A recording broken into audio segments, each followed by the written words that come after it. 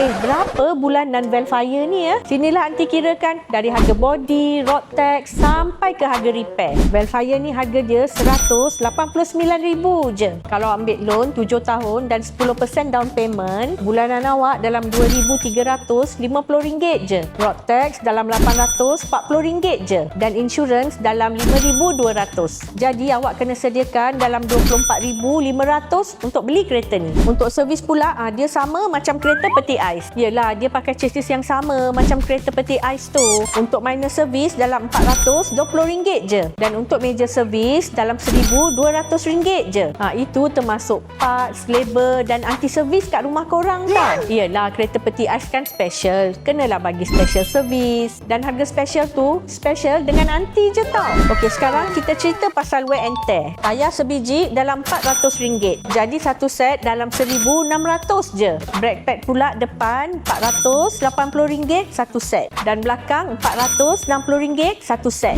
Kalau tengok maintenance, memang murah lah kereta ni. Betul tak? Jadi penyakit Velfire ni samalah macam penyakit Alphard tu. Penyakit dia gearbox dan aircon. Tapi penyakit tu datang kalau awak yang cari penyakit. Contoh, macam kalau awak tak jaga minyak ATF atau set suhu lain-lain dalam kereta. Kalau awak cari penyakit tu, goodbye lah RM8,000 awak. Dah elok-elok maintenance murah, pergi cari penyakit. Jadi, korang nak tak pakai Velfire ni? Kalau nak, jom jumpa Aunty di Prime Wheel Subang Jaya.